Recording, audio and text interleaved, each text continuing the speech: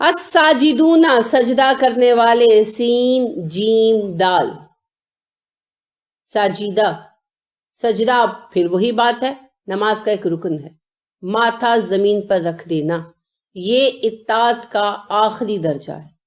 کسی کے سامنے عاجزی کے اظہار کا اس سے بڑا کوئی سمبل نہیں ہے، پیشانی زمین پر ٹکانا، اور یہ صرف اللہ کریم کے لیے۔ تو اس میں ایک لغوی معنی ہے، ایک اصطلاحی معنی ہے۔ لغوی معنی پھر وہی ہے، اطاعت کا اظہار کرنا، اور جو اس کے اصطلاحی معنی ہیں وہ ہم جانتے ہیں، ہمارا عبادت کا ایک اہم موڈ ہے، نماز کا ایک اہم رکن ہے، پیشانی زمین پر رکھ کر اللہ کی حمد و ثنا کرنا، جسے ہم سجدہ کہتے ہیں۔ دونوں معنوں میں چلے گا، کیونکہ مفہوم پھر ہر طرح ایک ہی نکل آتا ہے۔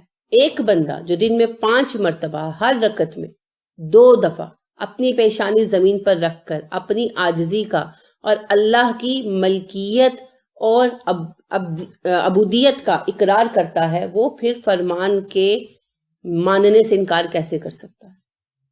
یعنی وہ ہر دفعہ دن میں ہر رکعت میں نماز کی 2 دفعہ یہ اقرار کرتا ہے کہ اللہ جی تو میرا مالک ہے۔ سجدے کا مطلب اور کیا ہے؟ سجدے میں ہم کیا کرتے ہیں؟ اچھا، قرآن کی تلاوت منع کر دی گئی، حرام ہے۔ سجدے اور رکوع میں قرآن کی تلاوت حرام ہے، کیونکہ ہم وہاں قرآن پڑھنے کھڑے نہیں ہوتے، ہم صرف ایک کام کرنے رکوع میں جاتے ہیں اور سجدے میں جاتے ہیں، اپنی عبدیت اور اللہ کی عبودیت کا اقرار کرنے۔ اللہ جی آپ میرے مالک و مختار ہیں اور میں آپ کا بندہ ہوں، اتنا عاجز بندہ ہوں کہ آپ کی تعظیم کو ظاہر کرتے ہوئے آپ کی عظمت بیان کر رہا ہوں، اپنی باڈی سے آپ کی تعظیم شو کر رہا ہوں اور اپنی زبان سے آپ کی عظمت بیان کر رہا ہوں۔ کیا پڑھتے ہیں؟ سبحان ربی الاعلی، میرا وہ رب پاک ہے، وہ رب جو سب سے برتر ہے۔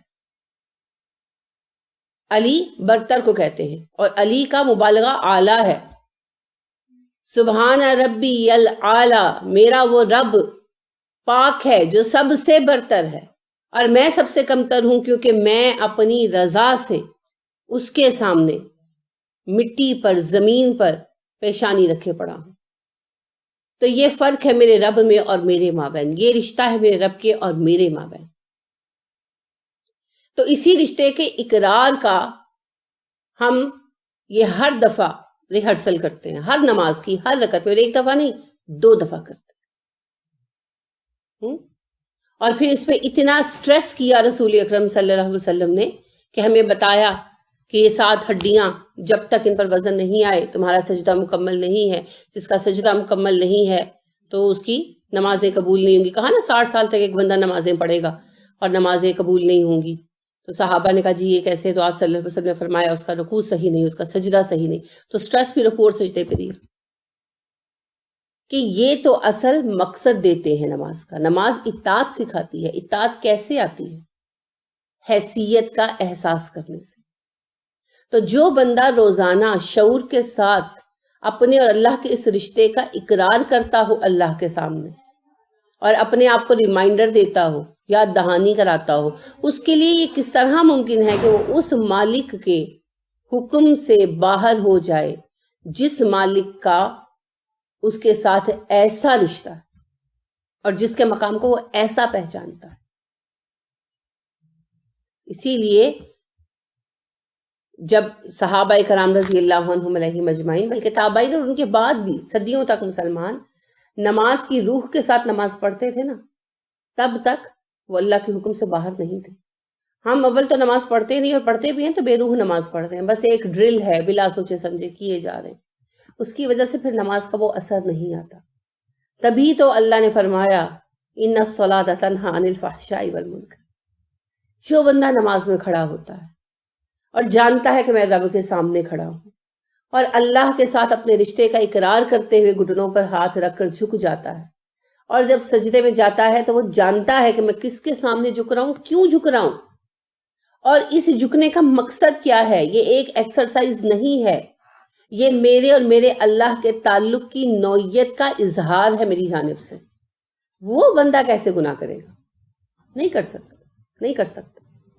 اس کے اندر سے اس کو روکا جائے گا، اور اگر گناہ ہو جائے گا تو وہ فوراً پلٹے گا، کیونکہ وہ اطاعت شیار ہے، اور اطاعت اسے کون سکھا رہا ہے؟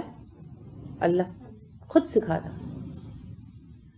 تو لہٰذا الساجدون وہی لوگ ہیں جو سجدے کرتے ہیں اور جو اطاعت کرتے ہیں۔ اطاعت کرنے والے ہی سجدے کرتے ہیں اور سجدے کرنے والے ہی اطاعت کرتے ہیں، دونوں چیزیں مل جاتی ہیں۔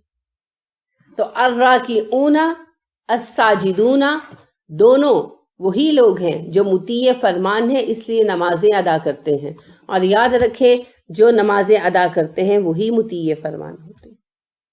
یہ دونوں چیزیں ایک دوسرے کو سپورٹ کرتی ہیں، کوئی ایک چیز دوسری کے بغیر نہیں ہو سکتی، ٹھیک ہے نا؟ جیسے گاڑی کے دو پہیے، تو یہ دو پہیے ہیں، یہ لازم و ملزوم ہے، ٹھیک ہے؟ تو جب یہ سجدے، یہ رکوع بے معنی ہو جاتے ہیں نا، تب پھر اثر نہیں آتا۔ یہی مفہوم حضرت علی رضی اللہ عنہ کے اس قول کا بھی ہے کہ ایک صاحب نے ان سے سوال کیا کہ مجھے کیسے پتا چلے گا میری نماز قبول ہو رہی ہے یا نہیں؟ تو علی رضی اللہ عنہ نے کہا اگر تمہاری نماز تمہیں برائی اور بے حیائی سے روکتی ہے تو قبول ہو رہی ہے، نہیں روکتی تو نہیں قبول ہو رہی۔ کیونکہ جو بندہ شعور کے ساتھ نماز پڑھتا ہے وہ برائی میں انوالو نہیں ہوتا، کسی وقت سلپ ہو گیا وہ علیحدہ بات ہے، پلٹ آئے گا، کیونکہ تائبون کی صفت بھی تو ساتھ ہے نا، مگر مستقل گناہ گار ہو، عادی جو مجرم ہو، یہ نہیں ہو سکتا، ممکن نہیں۔ تو اسی لیے حضرت علی رضی اللہ عنہ نے کردار کو نماز کی قبولیت اور عدم قبولیت کا پیمانہ قرار دیا، کیونکہ اللہ نے صرف اس لیے ہمیں پڑھنے کے لیے نہیں کہا نماز کے بھئی ہم کوئی اللہ اکبر کی تسبیح پڑھ لیں تو اللہ کا کوئی خزانہ اکٹھا ہو جائے۔ اللہ کو ہماری عبادت سے کوئی فرق نہیں پڑتا، ہماری کیریکٹر بلڈنگ کے یہ مختلف ستون ہیں، مختلف راستے ہیں۔ یہی بات اقبال بھی کہتے ہیں، میں جو سر بسجدہ ہوا کبھی تو زمین سے آنے لگی، صدا تیرا دل تو ہے صنم آشنا، تجھے کیا ملے گا نماز میں؟ کہ نماز میں جب سجدے میں سر رکھتے ہیں تو توجہ اللہ کریم کی عظمت کی طرف ہوتی ہے۔ اسی لیے تو آپ دیکھیے کہ صحابہ کرام رضی اللہ عنہم علیہم اجمعین پر نماز میں کیفیت طاری ہو جاتی تھی۔ جیسے علی رضی اللہ عنہ ہی کے بارے میں آتا ہے کہ ان کو تیر لگا اور کوئی نکالنے لگتا تو چیخنے لگتے، اس زمانے میں پین کلر تو ہوتے نہیں تھے نا کہ لگا کے نکال دے، تو وہ ہڈی کے پاس اٹکا تھا پنڈلی میں، تو وہ نکالنے لگتے تو ان کو بہت تکلیف ہوتی، وہ چیختے۔ تو لہٰذا زبیر رضی اللہ عنہ نے مشورہ دیا کہ جب نماز میں کھڑے ہو تب نکال دینا، تو نماز میں کھڑے ہوئے انہوں نے تیر نکال کے پٹی باندھ دی اور علی رضی اللہ عنہ کو پتہ بھی نہیں چلا۔ جب انہوں نے سلام پھیرا تو دیکھا تو کہنے کہ اچھا تم نے تیر نکال دیا، مجھے علم نہیں ہوا، کیونکہ وہ اللہ سے، اپنے رب سے بات کرنے میں اتنے بزی ہو جاتے تھے کہ پتہ نہیں چلتا تھا۔ آپ کے ساتھ کبھی ہوا کسی کے ساتھ بات کرتے، نماز کی بات نہیں کر دی، وہ تو خیر خشوع و خضوع کی خاص کیفیت ہے، نہیں کبھی فون پر آپ بات کر رہے ہو اپنے میاں کے ساتھ یا اپنی والدہ کے ساتھ یا بہن کے ساتھ یا کسی بہت ہی قریبی دوست کے ساتھ، کوئی اہم ایشو چل رہا ہو جو آپ کے لیے اہم ہو یا اس کے لیے اہم ہو اور آپ کی توجہ ہو، تو بچے کچھ کا کچھ کر دیتے ہیں، ہے نا؟ اور جب آپ دیکھتے ہیں پلٹ کر تو زمین آسمان ایک ہوا ہوتا ہے۔ بالکل بالکل، ہانڈیاں جل جاتی ہیں، دودھ ابل کے چولہے کو جو ہے وہ بجھا دیتے ہیں اور پھر اپنے آپ کو کوستے ہوئے دوبارہ سے چولہے صاف کرتے ہیں، ہے نا؟ پتہ اس وقت پتہ نہیں چلتا۔ فزیکل جو پین ہوتی ہے وہ تو جو فزیکل پین ہوتی ہے نہیں، آپ وہ بھی بھول سکتے ہیں، آپ کو اس کا اتفاق نہیں ہوا، آپ کو کبھی زندگی میں ایسا نہیں ہوا کہ آپ بہت فزیکل پین میں ہو، یعنی بہت سر درد ہے یا بہت بخار ہے اور کوئی ایسا آ گیا جس سے آپ کو بہت محبت ہے اور آپ سب کچھ بھول بھال کر اٹھ کر اس سے باتوں میں لگ گئے، اور بعض اوقات اس پر تانا بھی مل جاتا ہے، ابھی تو تم رو پیٹ رہی تھی تو اب تمہیں بھول گیا سارا کچھ۔ یہ اب دیکھیے انسان محبت میں فزیکل پین بھی بھول سکتا ہے، بھول جاتا ہے، نہ صرف اللہ کی محبت میں، کسی بھی محبت میں۔ لہٰذا ہم دیکھتے ہیں کہ احد کے موقع پر رسول اکرم صلی اللہ علیہ وسلم کی حفاظت میں صحابہ اپنی پین بھول گئے تھے۔ لہٰذا ابو طلحہ جب آپ کے آگے ہاتھ کیے کھڑے تھے اور تیر لگ رہے تھے اور ایک تیر پر انہوں نے سی کیا، باقیوں پر نہیں کیا، سی بھی نہیں کیا کہ آپ صلی اللہ علیہ وسلم کو فیل نہ ہو، تو وہ کیا کیفیت تھی؟ محبت کی کیفیت تھی۔ محبت بڑا کچھ کرا سکتی ہے، محبت ناممکن کو ممکن بنا سکتی ہے۔ دنیا میں دو ہی تو جذبے ہیں، ایک محبت اور ایک نفرت، یا آپ سے نفرت کام کرواتی ہے یا محبت کام کرواتی ہے، ورنہ تو ہم بیٹھے رہیں۔ تو محبت اگر حقیقی ہو تو فزیکل پین بھی ہم بھول سکتے ہیں. اور ایسا ہوتا ہے, وہی بات ہے, اب دیکھیں بچہ کتنا بے قرار ہوتا ہے, بخار چڑھ جائے, رو رہا ہوتا ہے, ماں اٹھا کے ساتھ لگاتی ہے, اب پین تو بھی وہیں پر ہے, بخار بھی نہیں اترا, لیکن بچہ رونا بند کر دیتا ہے, اس کو سکون ملتا ہے ماں کے ساتھ مل کر. فزیکل پین کا احساس ختم ہو جاتا ہے, اور یہ ایک حقیقت ہے. تو اسی وجہ سے تو شاعری میں بھی آئی, وہ اس نے ماتھے پہ جو پیار سے میرے ہاتھ رکھا, روح تک آ گئی. ہاں جی, اس نے تپتی ہوئی پیشانی پہ جب ہاتھ رکھا, روح تک آ گئی تاثیر مسیحائی کی. تو یہ آپ دیکھیے کہ آتی ہے. آپ شعر و شاعری والی محبت کو چھوڑ بھی دیں تو آتی ہے. ماں آپ کو آ کے شفقت سے پوچھے, کوئی آپ کا پیار آ کر پوچھے, تو ایسے لگتا ہے, اور آپ کہتے بھی ہیں بعض اوقات کہ مجھے سکون آ گیا ہے. حالانکہ تکلیف تو وہاں پر ہوتی ہے, تکلیف کہیں نہیں جاتی, لیکن آپ کو ایک ریلیف فیل ہوتا ہے. تو محبت میں ایسا ہوتا ہے. لہٰذا علی رضی اللہ عنہ کو بھی اللہ رب کریم سے بات کی یہ لذت حاصل تھی. وہ کہا بھی کرتے تھے کہ جب میرا دل چاہتا ہے میں اللہ سے باتیں کروں, میں نماز پڑھتا ہوں, اور جب میرا جی چاہتا ہے اللہ مجھ سے باتیں کرے تو میں قرآن پڑھتا ہوں. قرآن اللہ کا کلام ہے نا, اللہ کی باتیں, گفتگو. اور جب ہم نماز پڑھتے ہیں ہم اللہ سے ہر بات کہتے ہیں, لیکن اصل میں ہمیں کہنے کی عادت ہی نہیں ہے. ہم سب سے کہتے ہیں. اچھا, یہ جو ہے نا حامدونہ کا بھی ایک حصہ ہے. حامدونہ میں نے عرض کیا تھا نا آپ سے کہ شکوے شکایتیں, اس سے رونا اس سے رونا, تو وہاں پر ایک جینوئن کوسچن ریز ہوتا ہے جو کسی نے نہیں کیا. میرا خیال تھا کوئی نہ کوئی کرے گا کہ بھئی پھر ہم دل کا بوجھ کیسے ہلکا کریں, کیونکہ ہمیں تو لگتا ہے دل کا بوجھ ہلکا کرنے کا طریقہ ہے جو ہاتھ آئے پکڑ کے بیٹھ جاؤ. جیسے شاعر دیوان سنانا شروع کرتا ہے نا, عورتیں رونا سنانا شروع کرتی ہیں, اور اب مردوں میں بھی یہ بیماری آنا شروع ہو گئی رفتہ رفتہ. اچھا, سائیکیٹرسٹ بھی کہتے ہیں اپنا دکھ شیئر کرو. اچھا, دکھ شیئر کرنے سے کیا ہوگا؟ تماشا ہی بنے گا. ایک آدھ چلے, کوئی بہت مخلص ہے, کوئی ایک آدھی ہوتا ہے, اس کے ساتھ آپ نے اپنا دکھ شیئر کر لیا, چلے ہو گیا. ہر کسی سے کہہ رہے ہیں, ہر کسی سے کہہ رہے ہیں. اب کوئی خود دکھی ہے, کوئی بیزار ہے, کسی کے پاس ٹائم نہیں ہے, شکل دیکھ رہا ہے کب جائے گا, اور ہم لگے ہوئے اپنا, وہ جیسے وہی بات ہے, شاعر کا دیوان نہیں ختم ہوتا, ہمارا دکھ نہیں ختم ہوتے. تو اس سب سے اچھا طریقہ کیا ہے؟ قرآن ہمارے لیے رول ماڈل ہے نا, یعنی عمل کا ضابطہ ہے. تو ہم یہ دیکھتے ہیں کہ حضرت یعقوب علیہ السلام پر بڑا غم آیا, نبی تھے, تو انہوں نے کیا کہا؟ اشکو بثی و حزنی الی اللہ, میں اپنا دکھ, اپنا غم کا شکوہ اللہ سے کرتا ہوں. اور یہی چیز ہم نبی کریم صلی اللہ علیہ وسلم میں دیکھتے ہیں. ان کی باقاعدہ دعا ہے, اس لیے میں نے عرض کی. آپ صلی اللہ علیہ وسلم کے متعلق ہم عائشہ صدیقہ رضی اللہ تعالیٰ عنہ فرماتی ہیں, اب جب دکھی ہوتے, پریشان ہوتے, نماز کے لیے کھڑے ہو جاتے. کیوں؟ 2 رکعت نماز پڑھنے کھڑے ہو جاتے ہیں نا, نفل نماز پڑھتے. کیوں؟ نماز میں اپنا سارا دکھ اللہ کو کہہ گزرتے, پھر پرسکون ہو جاتے. جس کو دکھ سنانا تھا سنا دیا, مسئلے کا حل تو اس کے ہاتھ میں ہے. آپ سے کہوں کیا ہوگا؟ کچھ بھی نہیں ہوگا. کوئی ہمدردی بھی رکھتا ہے تو کچھ کر نہیں سکتا. شیکسپیئر کہتا ہے کہ جب تم اپنا دکھ کسی سے بیان کرتے تو آدھے لوگ وہ ہیں جو خوش ہوتے ہیں کہ تم پر مصیبت آئی, آدھے وہ ہیں جنہیں, باقی آدھوں میں سے آدھے وہ ہیں جنہیں کوئی کنسرن ہی نہیں ہے, ہمیں کیا, اور باقی جو 1/3 بچے, ان میں سے آدھے وہ لوگ ہیں جو تمہارے دکھ کو محسوس کر کے دکھی تو ہوتے ہیں مگر تمہارے لیے کچھ نہیں کر سکتے, اور جو باقی ایک چھوٹا سا حصہ بچا کچھ کر سکتا ہے وہ کرتا نہیں ہے, تو پھر کہنے کا فائدہ. تو وہ تو دنیاوی اعتبار سے ایک فلسفی پیش کرتا ہے, مگر حقیقت بھی یہی ہے. اکثر لوگوں کو کنسرن نہیں ہوتا, ہر کسی کی اپنی اپنی دکھ بڑے ہیں. اس کے بعد کچھ لوگ وہ ہوتے ہیں بری فطرت کے افراد, جن کو ہر کسی کی تکلیف سے خوشی ہوتی ہے. اب پتہ چلا ان کا رویہ یہ ہوتا ہے. یہ تو بہت ہی بری بات ہے. پھر اس کے بعد وہ لوگ ہوتے ہیں جو دکھی ہوتے ہیں, ہمارے لیے پریشان ہوتے ہیں مگر کچھ کر نہیں سکتے, ان کے بس میں کچھ نہیں ہوتا, وہ خود اپنی پریشانیوں میں گھرے ہوئے ہوتے ہیں. اور پھر جو کر سکتے ہیں ان میں سے اکثریت کچھ نہیں کرتی. کوئی ایک آدھ بندہ شاید کبھی ہماری آواز پر اٹھ کر آئے. پھر اس میں سے کچھ دکھ ہوتے ہیں جو حل کیے جا سکتے ہیں, کچھ قابل حل نہیں ہوتے. جیسے کسی کو مالی مسئلہ ہے تو حل کیا جا سکتا ہے, صحت کا مسئلے کے لیے کوئی کیا کر سکتا ہے؟ آپ کو الٹے سیدھے ٹوٹکے ہی بتا سکتا ہے. اسی طرح سے اگر آپ کو کوئی ایسا مسئلہ درپیش ہے, سوشل ہے, جھگڑے وغیرہ کا ہے, تو اس کو چلو کوئی بیچ میں پڑھ کر نپٹا سکتا ہے.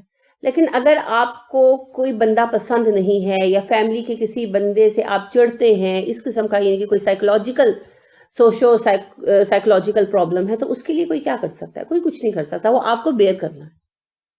تو پھر یہ بھی ہمیں دیکھنا چاہیے کہ کون سا مسئلہ ڈسکسیبل ہے اور کس کو ڈسکس کرنا صرف ویسٹیج آف ٹائم ہے.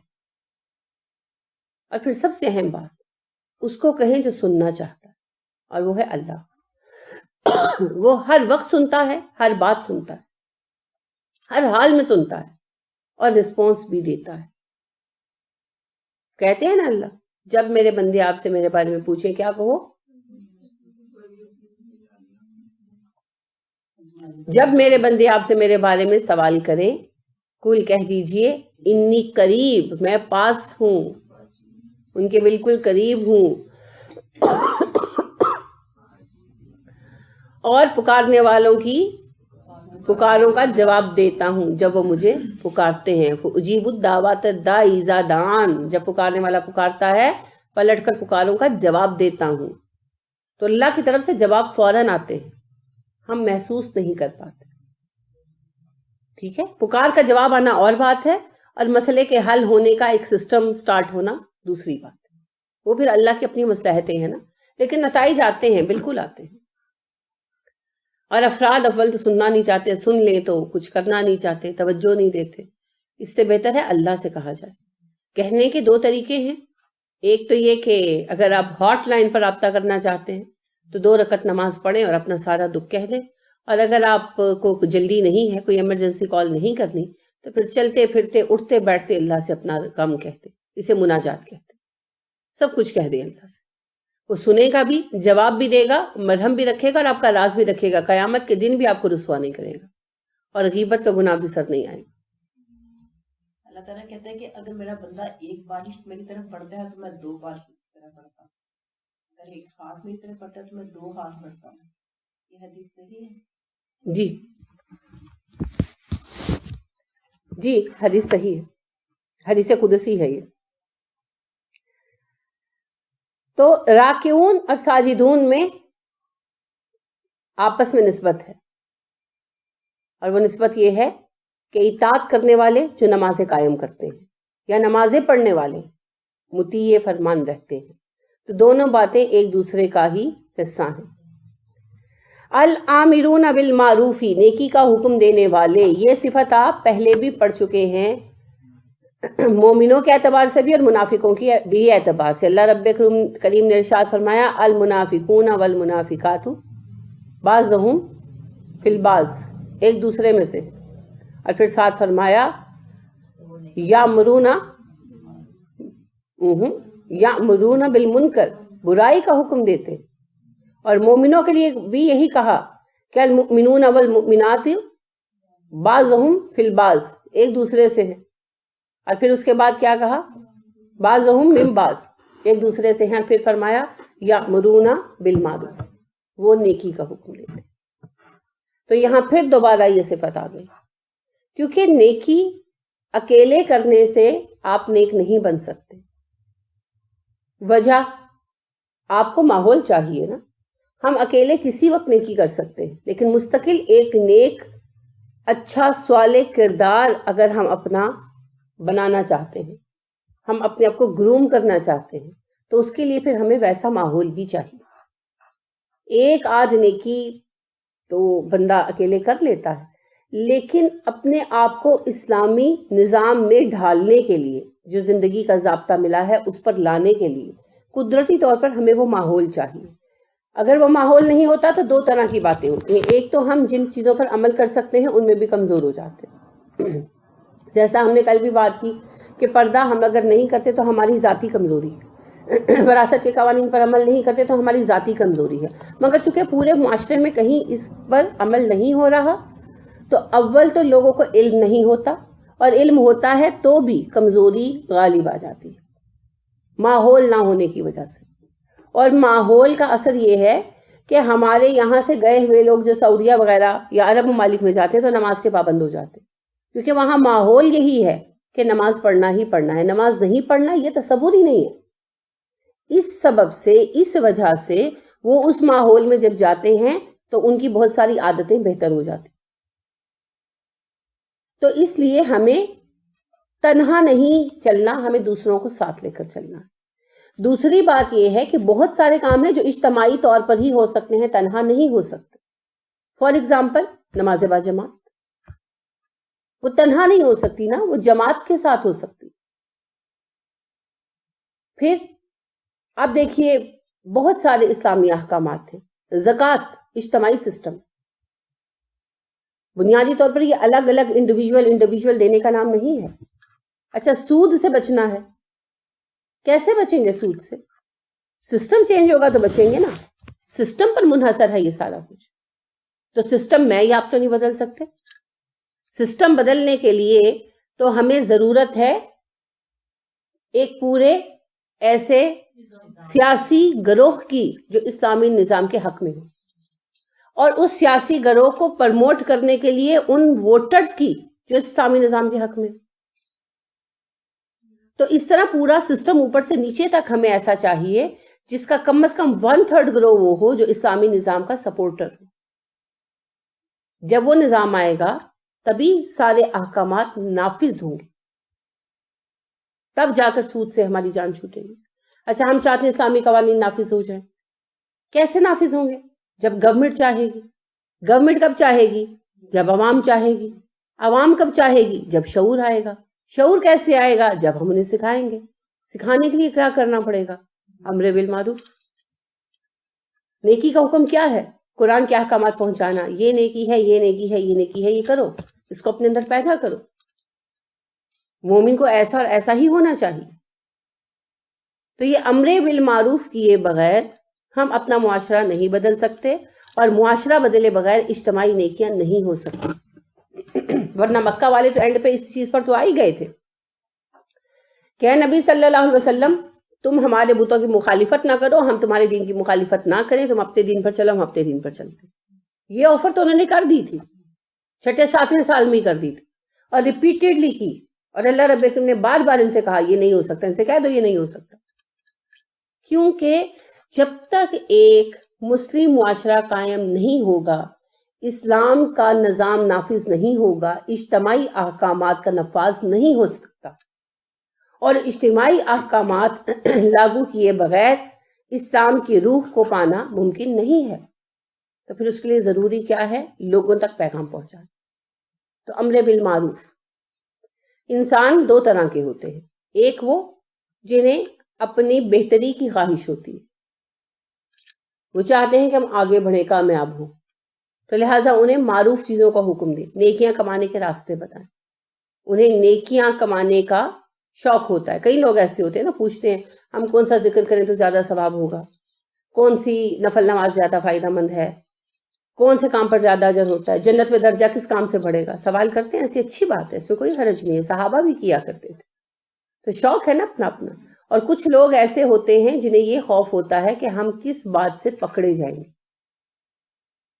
تو بعض لوگ رسول اکرم صلی اللہ علیہ وسلم کی خدمت میں بھی حاضر ہو کر یہی سوال کرتے تھے کہ ہمیں بڑے بڑے عقوبات سے آگاہ کر دیں، یعنی وہ گناہ جو پکڑوا دیں، جن کی بخشش نہ ہو۔ تو سوچ کے انداز ہیں، بات منزل دونوں سوچوں کی ایک ہی ہے، مگر سوچ کے انداز ہے۔ بعض یہ دیکھتے ہیں کہ کس طرح ہم صحت بہتر بنا سکتے ہیں، اور بعض یہ دیکھتے ہیں کہ ہم کس طرح، کون سی بیماریاں ہیں جن سے بچنے کے لیے ہمیں کوشش کرنی ہے کہ ہم بیمار ہی نہ پڑیں۔ تو بہرحال دونوں کا مقصد ایک ہی ہے۔ تو امر بالمعروف کرو، انہیں نیکیوں کی رغبت دلاؤ، انہیں بتاؤ۔ امر بالمعروف میں صرف نیکیوں کی رغبت نہیں ہے، معروف باتیں ان تک پہنچاؤ۔ تو اسلام کی ہر بات معروف ہے، انہیں بتاؤ کہ اسلام کیا ہے، اس کے نفاذ سے کیا فائدہ حاصل ہوگا، کیا ملے گا، کیوں مسلمان ہو جائیں، سبب کیا ہے۔ تو یہ پیغام اسلام کی تبلیغ، اسلام کے پلس پوائنٹ ان تک پہنچاتے رہنا ہے امر بالمعروف۔ وَالنَّهُونَ، اور وہ روکنے والے ہوں، عَنِ الْمُنْکَرِ، برائی سے۔ اسی کا دوسرا پہلو ہے، جب ہم کسی کو برا کرتے دیکھتے ہیں اور آگاہ نہیں کرتے تو پھر رفتہ رفتہ وہ برائی لوگوں میں عادت بن جاتی، اور جب عادت بن جاتی ہے تو لوگ اسے برائی سمجھنا چھوڑ دیتے ہیں۔ بڑی بات نہیں، ہم پردے کو ہی لیتے ہیں۔ ہماری ماؤں کے زمانے تک کسی کا بے پردہ باہر نکلنا، ننگے سر باہر نکلنا معیوب سمجھا جاتا تھا، اور لوگ باتیں کرتے تھے کرتے تھے نا. پھر رفتہ رفتہ جب یہ کام ہوتا رہا, آپس میں بات کرتے رہے, اگلے کو روکا نہیں, تو نتیجہ یہ نکلا کہ لوگوں نے اسے برا سمجھنا چھوڑ دیا. اور اب صورتحال یہ ہے کہ آلموسٹ نیم اریاں بچیوں کو باپ اور بھائی خود لے کر باہر نکلتے ہیں اور اس بات کو باعث فخر سمجھتے. تو فحاشی کی راہ اریانی ہے. شیطان نے پہلا ٹول آدم علیہ السلام کے خلاف اریانی کا استعمال کیا تھا. ہمارے ہاں بھی وہ ٹول عام ہو گیا, تو ہم نے اریانی کو برا سمجھنا چھوڑ دیا. ہمیں لگا کہ نہیں, اریاں ہونے میں کوئی حرج نہیں. حالانکہ ہم بخوبی جانتے ہیں کہ اسلام میں یہ کتنا بڑا اور ناپسندیدہ گناہ تصور کیا گیا, قرار دیا گیا. مگر رفتہ رفتہ اس کی قباحت ہماری نظروں سے چھپ گئی, کیونکہ ہم نے اس کی قباحت کو بیان کرنا چھوڑ دیا. اس سبب سے تو جب ہم برائی کو برا کہنا چھوڑ دیتے ہیں نا, تو چیزیں چینج ہو جاتی ہیں. اس کی ایک اور مثال ہے. ہر معاشرے میں, ہر مذہب میں, دنیا کے ہر مذہب میں ہومو سیکشوالٹی حرام, اور ہر سوسائٹی میں سے برا سمجھا گیا. مرد کا مرد سے, عورت کا عورت سے تعلق رکھنا حرام سمجھا گیا.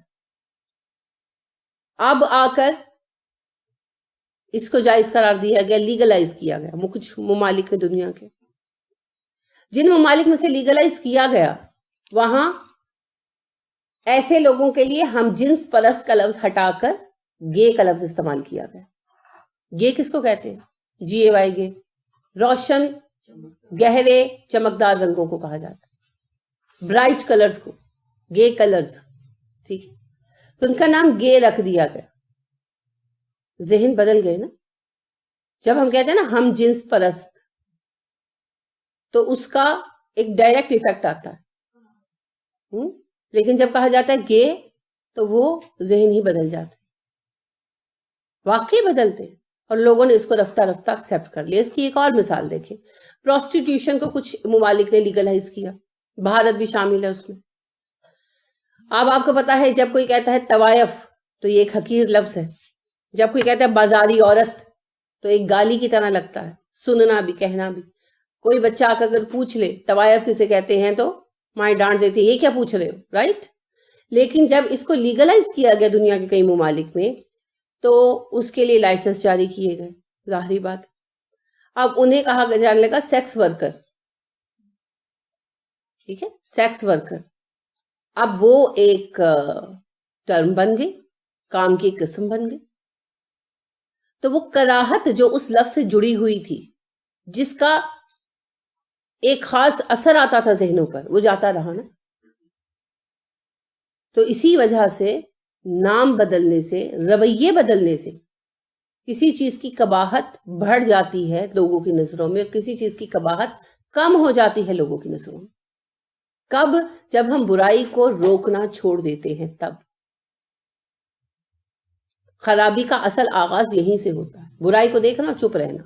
آپ جانتے ہیں رسول اکرم صلی اللہ علیہ وسلم کی حدیث آپ سب نے سنی ہوگی, اور یہ صحیح احادیث میں سے ہے, جب کسی برائی کو ہوتا دیکھو تو ہاتھ سے روکو. اگر ہاتھ سے نہیں روک سکتے تو زبان سے اس کی مخالفت کرو, اور اگر یہ بھی نہیں کر سکتے تو اسے دل میں برا سمجھو. اور یہ ایمان کی کمزور ترین شکل ہے. تو جو دل میں بھی برا نہیں سمجھتا وہ کہاں ہے؟ ایمان ہی نہیں. لہٰذا رسول اکرم صلی اللہ علیہ وسلم نے فرمایا, کسی بری محفل میں موجود کوئی شخص ایسا ہو سکتا ہے کہ وہ گویا ان میں موجود ہی نہیں ہے, اور کوئی شخص جو اس محفل میں نہیں ہے وہ ایسا ہو سکتا ہے گویا انہی کے ساتھ تھا. کیا معنی ہے؟ کہ کوئی شخص مجبوری میں کہیں گر گیا, اور ایسے حالات اس کو پیش آ گئے کہ وہ نکل ہی نہیں سکتا, تو وہ وہاں موجود ہے اور نہیں ہونا چاہتا, اور اللہ سے پناہ مانگ رہا ہے, اور اس کا دل تڑپ رہا ہے کہ کوئی طریقہ نکلے اور میں بھاگوں یہاں سے, تو وہ وہاں ہو کر بھی وہاں نہیں ہے اللہ کے لیے. اور جو اپنے گھر میں بیٹھا کہہ رہا ہے ہائے کاش میں تو وہاں ہوتا, تو وہ وہیں پر ہے. اس کی مثال ہے حضرت لوط علیہ السلام کی بیوی. وہ فزیکلی کسی کے ساتھ انوالو نہیں تھی, لیکن اس کا دل اپنی قوم کے اس فعل کے ساتھ تھا. تو اللہ کریم نے بار بار جہاں حضرت لوط کا تذکر آیا کہا ہم تمہارے گھر والوں کو بچائیں گے لوط, تمہاری بیوی کے علاوہ, تمہاری بیوی کے علاوہ. لیکن آپ یہ تو وہ بات آ گئی نا کہ کہتے ہیں کہ جب تک ذہن میں خیال ہوتا ہے تو اس پہ اپنی پکڑ نہیں ہوتی. اگر اس نے ایسا سوچا ہے شخص نے کہ میں کاش میں وہاں ہوتا. خیال اور خواہش میں بہت فرق ہے. خیال آتا ہے اور گزر جاتا ہے، خواہش تو وہ ہے جس کے لیے ہم تڑپتے ہیں اور موقع کی تلاش میں رہتے. تو دونوں میں فرق کریں. خیال تو ہے کہ بس ایسے ہی کوئی بات سنی تو ذہن میں آیا کہ اچھا پتہ نہیں مجھے موقع ملتا تو میں کیا کرتا، اور بس وہ ذہن سے گزر گیا، وقتی بات تھی، استغفار پڑی، لاحول پڑی، آئی گئی. اور خواہش وہ ہے کہ آپ سوتے جاگتے سوچتے ہیں کاش مجھے موقع ملے، کاش مجھے موقع ملے، کاش مجھے موقع ملے، اور اگر موقع ملے تو آپ اگلی بچھڑی کسریں نکال لیں. یہ ہے خواہش. تو دونوں میں فرق ہے. ٹھیک ہے، یعنی کہ آپ ہر وقت پڑھتے رہتے ہیں اچھا یہ ہومو سیکشولیٹی آج کل کا ہاٹ ٹاپک ہے نا، تو آپ کے ذہن میں آتا ہے اچھا کیا پاکستان میں جائز ہونی چاہیے کہ نہیں. فرض کریں اور آپ کے ذہن سے یہ خیال آیا اور گزر گیا، یہ ہے خیال. یا یہ بھی خیال آ گیا کہ میرا خیال ہے پاکستان میں بھی جائز ہو جانی چاہیے، فرض کریں. تو ایک خیال آیا اور گزر گیا. اور ایک کوئی ایسا ہے اللہ رحم فرمائے کہ اس کے دل میں تڑپ ہے کہ کاش پاکستان میں ہومو سیکشولیٹی جائز ہوتی تو فلان لڑکا یا لڑکی میں نے تاڑی ہوئی تھی. اب یہ تو ڈیپینڈ کرتا ہے نا کہ سوچنے والا لڑکا یا لڑکی، تو میں اس کے ساتھ رہتا، میں اس کے ساتھ جوڑا بناتا. اب وہ اس چیز کے لیے تڑپ رہا ہے، راستہ کوئی نہیں. اور اگر اس کو راستہ ملتا ہے، یعنی اس کو باہر جانے کا موقع مل جاتا ہے ایسے کسی ملک میں، تو وہ بھاگتا ہے وہاں اور رہتا ہے جا کر، اور وہ سب کچھ کرتا ہے. یہ ہے خواہش. تو اگر کوئی خواہش میں تڑپ رہا ہے کہ ان کے ساتھ ہوتا، کاش مجھے موقع ملتا، کاش میں ان کے ساتھ رہتا، کاش میں یہ کرتا، تو پھر اللہ دلوں کے حال جانتا.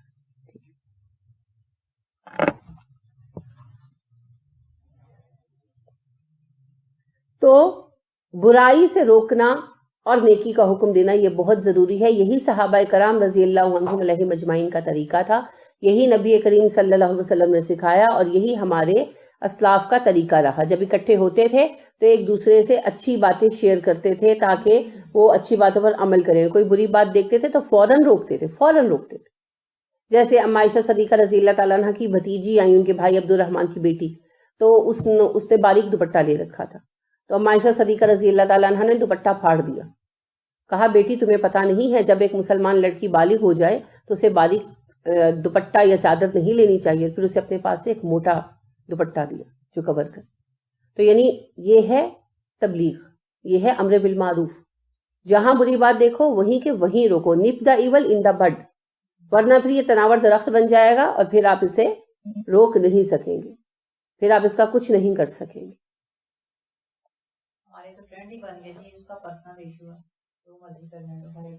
یہ شیطان کی پڑھائی ہوئی پٹی ہے کہ مذہب ہر کسی کا ذاتی معاملہ ہے. مذہب ایک اجتماعی معاملہ ہے اور ہر کوئی انسان دوسرے پر ایفیکٹ کرتا ہے. انسان کوئی درختوں پہ نہیں اگتے، اکٹھے رہتے ہیں، پلتے بڑھتے ہیں، تو ہر بچہ دوسرے بچے پر اثر کرتا ہے، ہر انسان دوسرے انسان پر اثر کرتا ہے. اور یہ اثر قدرتی ہے، جہاں ہم بیٹھتے ہیں ایک دوسرے سے کچھ نہ کچھ سیکھ کر اٹھتے ہیں. تو اس سیکھ کے لیے ضروری ہے کہ یہ پازیٹیو ہو، ورنہ معاشرہ سپائل ہو جائے گا. تو معاشرے کو اس خرابی سے بچانے کے لیے ضروری ہے کہ ہم اپنے معاشرے میں برائی کو روکیں اور اچھائی کو رواج دیں. ٹھیک ہے، تو اللہ رب کریم کے احکامات کو عام کرنا امر بالمعروف ہے، اور ان کی نافرمانی ہوتے ہوئے نہ دیکھنا، اس کو روکنا، کوشش کرنا اس کے لیے، یہ نہیں عن المنکر ہے. یہ دونوں چیزیں ضروری ہیں. اب اس کے لیے اصول اور طریقہ کیا ہے؟ بنیادی طور پر تو ایک ذمہ دار گروہ ہونا چاہیے. جیسے سعودیہ میں متوع فورس ہوتی ہے نا، متوع تے واو عین سے ہے، اطاعت سے، توان سے، وہ اطاعت کرواتے ہیں، کیونکہ بنیادی طور پر ہمیں حکم دیا گیا ایک گروہ اس کے لیے قائم کر دو، باقی لوگ اپنے کام کریں. لیکن اگر کوئی گروہ ہی نہیں ہے تو ایسی صورت میں پوری قوم گناہ گار ہو. اب بنیادی طور پر حکومت اس کے لیے گروہ بنا دے وہ بہت اچھا ہے، کیونکہ وہ پھر آتھورائزڈ ہوتا ہے نا. تو پھر کوئی جس طرح پولیس کو کوئی قانون لاگو کروانے پر چیلنج نہیں کرتا کہ تم کون ہو مجھے پوچھنے والے کہ میں نے ٹریفک کا سگنل توڑا ہے، ان کو اتھارٹی ہے، لہٰذا کوئی آگے سے چون چرا نہیں کر سکتا. اسی طرح پھر متوعوں کو بھی رائٹ مل جاتا ہے حکومت کی سپورٹ کی وجہ سے. تو ہر مسلم حکومت کا فرض ہے کہ اسلام کے نفاذ کے لیے بھی ایک پولیس فورس ہو. ٹھیک ہے، ایک متوع فورس ہو، یہ ہونی چاہیے. اب جہاں پر نہیں ہے وہاں پر پھر کیا ہوگا؟ رضاکار فورسز کام کریں گی، جیسے ہمارے یہاں کرتی ہے، مختلف مذہبی گروہ دین کی طرف انوائٹ کرتے رہتے ہیں. اب ان کے پاس اتھارٹی نہیں ہے کہ وہ جو نافرمانی کرے اسے اٹھا کر جیل میں بھی ڈال سکیں یا جرمانہ کر سکیں، وہ اتھارٹی نہیں ہے. تو پھر یہ نہیں ہم کر سکتے کہ شدت پسندی کرتے ہوئے ڈنڈے پکڑ کے نکل آئیں. وہ تب ہوگا جب حکومت ایک فورس تعینات کرے گی. پھر جب وہ اس کی خلاف ورزی کریں گے تو ان کو نوٹس دیا جائے گا، پھر بھی خلاف ورزی کریں گے تو پھر جرمانہ بھی کیا جا سکتا ہے، جیل میں بھی ڈالا جا سکتا ہے. وہ تو پھر قانون بنا ہوا ہوگا نا. جس طرح ہمارے جو ملکی قوانین ہیں، پینل کوڈ کے قوانین ہیں، ان کو نافذ کرانے کے لیے پولیس فورس ہوتی ہے. اگر کوئی ان کی خلاف ورزی کرتا ہے، کوئی چوری کرتا ہے، کچھ بھی ڈکیتی کرتا ہے، کسی کو ہراساں کرتا ہے، تو پولیس آ کے اٹھا کے لے جاتی ہے. پولیس کو اس کا حق ہے. وہ ہمارے ملک کے، ہر ملک کے اندر امن و امان کی ذمہ دار ہے. اسی طرح دین کے قانون کے نفاذ کے لیے بھی فورس ہونی چاہیے. نبی کریم صلی اللہ علیہ وسلم جس کو گورنر بناتے تھے اسی کو اس کا ذمہ دار بناتے تھے. وہ پھر آگے اپنی مرضی کے مطابق سیٹ اپ بنا لیتے تھے. عمر فاروق رضی اللہ عنہ نے تو اندر اندر باقاعدہ فورس بنا دی تھی جو ہر ایک بات کی اطلاع عمر فاروق رضی اللہ عنہ کو دیتی. پھر عمر فاروق رضی اللہ عنہ پھر اس پر پکڑ کرتے تھے. یہی سسٹم پھر مسلم حکومتوں میں رہا. اب آ کر انفارچونیٹلی مسلم حکومتوں میں ایسا کوئی سسٹم نہیں ہے. سعودیہ نے یہ کیا ہے کچھ سال پہلے، اور یہ بڑا کامیاب رہا کہ انہوں نے متوع فورس باقاعدہ تعینات کی. پہلے وہاں کی جو فورس تھی، پولیس فورس، اسی کا ایک حصہ اس کے لیے کام کرتا تھا. اب انہوں نے باقاعدہ متوع فورس علیحدہ کر دی. ان کا ڈریس علیحدہ ہے، ان کا جو ہے مونوگرام وغیرہ سب کچھ ان کا علیحدہ ہے. وہ لوگ جو ہیں ان کا کام صرف اور صرف دین کے احکامات کا نفاذ کروانا ہے. وہ جہاں دین کی خلاف ورزی ہوتے دیکھتے ہیں، وہ پھر باقاعدہ رولز ہے نا کہ کس قسم کی خلاف ورزی پر وہ کس قسم کا ایکشن لیں گے، وہ پھر اس کے مطابق عمل درآمد کرتے ہیں. تو ان کے پاس پھر اتھارٹی ہے. اب ہمارے جیسے ملکوں میں جو اسلامی ممالک ہیں، حکومت اسلام کے نفاذ کے لیے کوئی عملی کوشش نہیں کر رہی، اور یہاں کوئی ایسا قانونی ادارہ موجود نہیں ہے جس نے یہ قانون سازی کر رکھی ہو کہ جو اسلام کے نفاذ میں رکاوٹ بنیں گے یا اس سے نافرمانی کریں گے انہیں ہمارے پاس لایا جائے، ہم ان کے بارے میں فیصلہ کریں گے. ایسا کوئی سلسلہ نہیں ہے. اس میں پھر ہم لوگ اللہ کے دیے ہوئے اس فریضے کو پورا کرنے کے لیے کیا کر سکتے ہیں؟ علماء اپنے طور پر تبلیغ کریں گے جیسا کہ ہم کرتے ہیں. اب اس میں ہم صرف پھر دو باتیں کر سکتے ہیں. زبان سے پیغام پہنچائیں، اور اللہ نہ کرے اتنے کمزور ہو جائیں کہ دل میں برا سمجھیں. تو زبان سے پیغام پہنچائیں. ہم قوت کے ذریعے نفاذ نہیں کر سکتے، اس کا ہمیں حق نہیں ہے نا، پھر تو طوائف الملوکی مچ جائے گی. لہٰذا اس کے لیے پھر ہم اتنی تبلیغ کریں دن رات کہ لوگوں میں اس کا فہم پیدا ہو، اور حکومت بھی ان لوگوں کی آئے، یا عوام کا اصرار اتنا ہو کہ حکومت ایک ایسی فورس قائم کرے، ایک ایسا ادارہ قائم کرے جو دین کے نفاذ کو لازمی بنائے. ٹھیک ہے.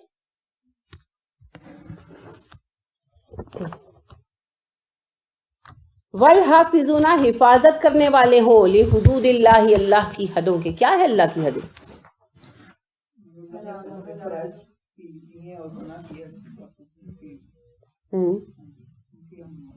حفاظت کریں. جی اور کچھ؟ سب سے پہلے اپنی جو مومنین کی صفات میں اپنی شرم کا حفاظت، حد کہتے ہیں لمٹ کو.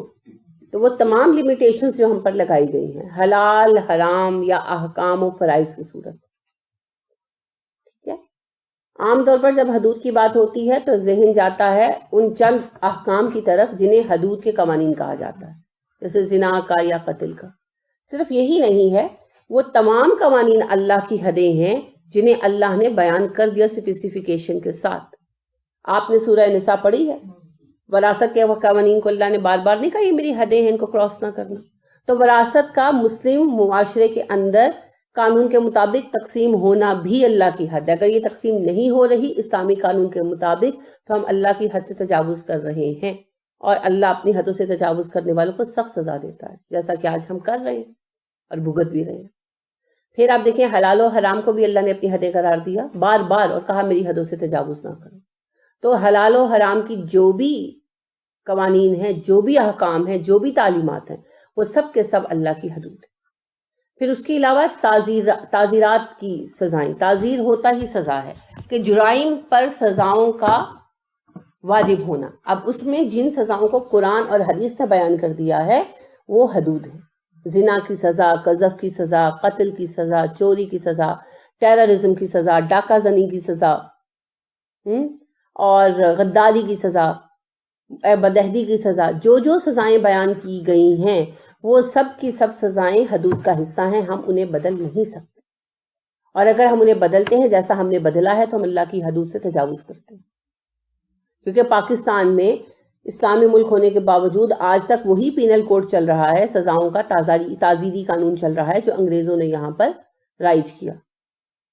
ہم نے ابھی تک اللہ کا دین نافذ نہیں کیا. ہاں، جو باقی ایسی سزائیں ہیں، عام طور پر یعنی قانون کی ٹرم میں حدود کہتے ہیں ان سزاؤں کو جنہیں اللہ نے تفصیل کے ساتھ خود بیان کر دیا ہے، اور تعزیر کہتے ہیں ان سزاؤں کو جن میں ہمیں قانون سازی کی اجازت دی گئی. ٹھیک ہے، تو لہٰذا حدود میں ہم چینج نہیں لا سکتے. اور جو تعزیر والے معاملے ہیں، یعنی وہ سزائیں جن کے بارے میں اللہ نے ہمیں کہا کہ ٹھیک ہے جیسے چاہے تم ڈیسائیڈ کر لو، جیسے شراب نوشی کی کوئی سزا اللہ نے بیان نہیں کی. ہاں، شراب نوشی کو تعزیری جرم قرار دیا مگر اس کی سزا بیان نہیں کی. ٹھیک ہے، اب ہم اس کا خود حالات کے مطابق ڈسیژن کر سکتے ہیں کہ کیا سزا رکھی جائے. کوڑا زنی بھی ہو سکتی ہے، آگے پیچھے بھی کچھ اور بھی کر سکتے ہیں. ہمارا مسئلہ ہے، اللہ نے ہمیں اجازت دی. اسی طرح اور کئی جرائم ہیں، جیسے بلیک میل کرنا کسی کو، یا کسی کو دھمکانا. ایسے بہت سارے جرائم ہیں جن کے لیے اللہ نے ہمیں یہ اجازت دے رکھی ہے کہ ہم اللہ کے قوانین کی حد میں رہتے ہوئے قانون سازی کر سکتے ہیں. تو ان میں تو ہم قانون سازی کریں گے، لیکن جو حدود ہیں، جو طے شدہ سزائیں ہیں، ان میں تبدیلی کا کوئی حق ہمیں حاصل نہیں. تو یہ بھی حدود کا ایک پہلو ہے. لیکن بدقسمتی سے ہمارا تصور واضح نہ ہونے کے بنا پر جب بھی حدود کی بات آتی ہے ہم صرف قانونی سزائیں مراد لیتے ہیں. لیکن ایسا نہیں ہے. حدود سے مراد وہ سارے احکامات ہیں زندگی گزارنے کے جو اللہ نے ہمیں دیے ہیں. اور جب ہم ان میں سے کسی بھی قانون سے تجاوز کرتے ہیں تو ہم اللہ کی ایک حد سے تجاوز کرتے ہیں. اور مومن نہ صرف یہ کہ حد سے تجاوز نہیں کرتا بلکہ ان کی حفاظت کرتا ہے. کون ہوتا ہے محافظ سرحدوں کا؟ آپ اور میں ہیں پاکستان کی سرحد کے محافظ. کون ہے؟ فوجی ہیں. کیوں ہیں بھئی وہ محافظ؟ وہ خود کراس نہیں نہ کرتے، کسی دوسرے کو بھی کرنے نہیں دیتے، ڈٹ کے کھڑے ہیں. تو صرف یہ نہیں کہ میں حد نہیں توڑوں گی، میں حد توڑنے والوں کو روکنے کی بھی پابند ہوں، تبھی میں یحافظون حدود اللہ میں شامل ہو سکتی.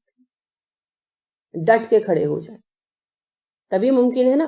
جب پہلے ہم ان حدوں کو شناخت کریں، پھر ہم لوگ اپنے آپ کو اس قابل بنائیں کہ ہم اس گروہ میں شامل ہو سکیں. ہم میں سے ہر کوئی سرحد پہ جا کے پہرا دے سکتا ہے؟ نہیں دے سکتا. آتھورائز لوگ دے سکتے ہیں نا. تو پھر پہلے اللہ کے حزب میں داخل ہونا. ٹھیک ہے، کیسے ہوں گے؟ علم بڑھائیں، عمل بڑھائیں، پھر اللہ خود ہی چن لیتے ہیں، پھر خود ہی اللہ اس مقام پہ لے آتے ہیں. تو صرف خود نہیں ان کو توڑنے سے بچنا، دوسروں کو توڑنے سے روکنا بھی ہے. ہمارا حال یہ ہے کہ ہم نے اپنے بچوں کی وہ تربیت نہیں کی کہ بچے ہی توڑنے سے رک جائیں، تو بڑوں کی تو بات ہی چھوڑ دیں. تو لہٰذا مومن کبھی اللہ کے بنائے ہوئے قوانین کی حدود کو پار کرنے کی کوشش نہیں کرتا. فبشر المؤمنین، اور جن میں یہ صفتیں ہیں ان مومنوں کو خوشخبری سنا دیجئے. کس بات کی خوشخبری؟ وہی جس پر اللہ نے پہلے دی مبارکباد. اللہ نے کہا تھا نا فاستبشروا، اب خوشیاں مناؤ، ببیعکم، اپنی اس بیع پر، الذی بایعتم، جسے تم نے طے کر لیا اللہ کے ساتھ. اب دوبارہ اس کے بعد اللہ نے صفتیں بیان کی. اب پھر اللہ نے کہا جس نے یہ کوالٹیز پیدا کر لی اور اپنی اس بیع کو پورا کیا ان کوالٹیز کے ساتھ، ان مومنوں کے لیے خوشخبری. اب یہ خوشخبری قیامت تک کے لیے. بس بات یہ ہے یہ صفات پیدا کریں. ان صفات کو ان تناظر میں رکھتے ہوئے آپ نے یہ سوچنا ہے کون کون سی صفت مجھ میں ہے، کون کون سی صفت مجھ میں نہیں. کل میں اس بارے میں آپ سے پوچھوں گی. کوئی سوال ہو تو پوچھیے. سبحانک اللہم و بحمدک و نشہد ان لا الہ الا انت و نستغفرک و نتوب الیک. السلام علیکم و رحمۃ اللہ وبرکاتہ.